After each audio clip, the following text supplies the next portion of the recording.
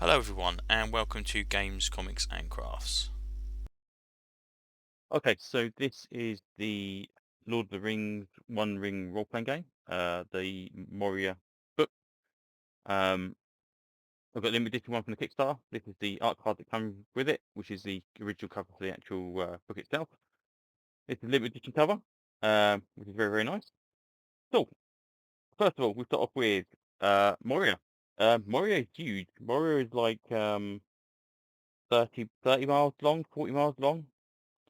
I mean, in D&D terms, it's like an entire hex just for one city. It's absolutely ginormous. But the map is very, very kind of vague, so you can go to places. And, it's not everything laid out, but it gives you some idea of exactly how big this place is, and it's damn big is the answer to that one. It's off an introduction. It explains about the actual mines themselves, Moria, and the kind of history of Moria way through here. Then we get to about the what's in Moria at the moment. Since it fell, we get to see Lords of Moria. We get to see the Orc Chiefs that apparently could possibly live there. We got some Patreons that could be the people that sponsor the characters to actually go into Moria for whatever reason. At the moment, it's kind of intended to be kind of short like adventures in there that you might retrieve an item or retrieve a bit of lore or something or other that will not actually stay there or kind of make your way through it like it did in the actual books themselves.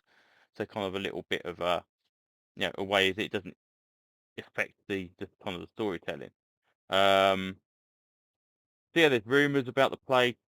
You got kind of exactly kind of themes of the actual area itself. So the artwork again is always beautiful. I think it's really really nice. Uh, Items about the streams, a random chamber generator as well, about so you can make your way through, and it kind of like gives you so instead of having an overarching map, you can roll on the chambers and just kind of go through. And then they've got the actual key points later on. You got the foes, which are the Orcs of Moria. There's kind of at least a couple of dozen of those down there. Different tribes. Um, Dwarves, the Balrog, Aspray, Marrow Eaters, kind of loads of stuff down there that you don't see anywhere else. Then we get a little bit of history of the dwarves, and then we get to the actual place themselves, and it's kind of broke each of the sections of Moria. It's kind of broken down into these secret areas. The only thing I think might be missing, I think, is the thing in the lake in Miramir, but I think that's in another book, so that might be why it's not there. Anyway, so yeah, we'll get to see a little bit about this. Then we can see the East Gate. Illustrations of them are fantastic. Each of the kind of sections has got their own little things as well. Um, Lockdown, King Paul. But yeah, so I won't go through every single one, but each kind of one's got like a little history and potential encounters and all that kind of stuff as well going on there as well. So you can kind of make your way through these areas, or or at least try and make your way to these areas for whatever reason during your campaign. Um, and it goes on and on and on because more surprisingly enough, Moria is a very very big place. Um, so yeah, so that's it. And then you've got the thing I think is very very cool about this is the solo play about reclaiming Moria, which is basically about Balin's expedition into Moria before Lord of the Rings, when they find Balin's body in Lord of the Rings. And basically, you can roll up a single character. It says most likely to be dwarves, but it doesn't have to be. And then you kind of join up a little group of companions. Again, it don't have to all be dwarves, but there's a good reason to do. And they give you kind of solo missions to go in there and kind of make your way out. The actual characteristics of the characters are kind of broken down, apart from the main character, which is rolled out normally. The kind of your companions are kind of broken down into kind of like more vaguer things, and combat is resolved in a slightly more kind of flash way rather than a roll for roll between each character class. So instead of having a dozen rolls, you can make one roll for your group as such, and characters can come in, characters can go out, and it kind of it's effectively level up as it were. So they get different attributes to do so, and yeah, it's really good. I think it does improve on the Strider mode version because it does give a lot of extra missions.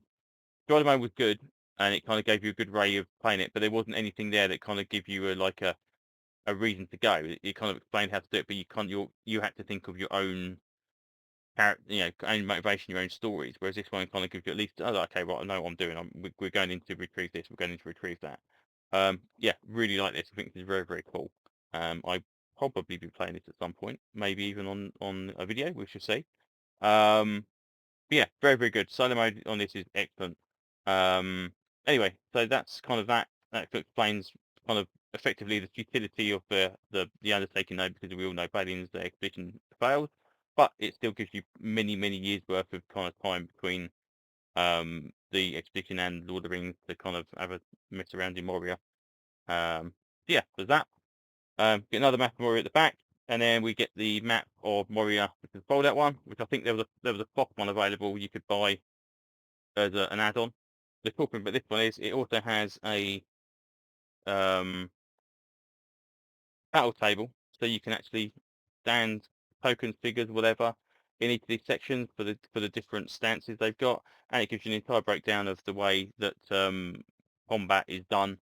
You can have this out. I'm likely to probably either scan this in and photocopy it so that I've got a small version of it so I can put on the table, or if I'm playing online, have this as maybe as a single page. So every time you go into combat, maybe you could use this to do it.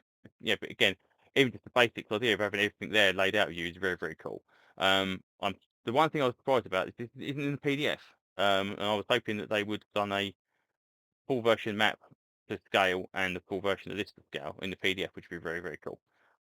Anyway, but yeah, it's a lovely book. I'm very, very happy that I backed it, and I am definitely looking forward to going through with it at a later date and hopefully get some playtime out of this. So there you go. Anyway, that's pretty much all I'm saying about this one. It's fantastic.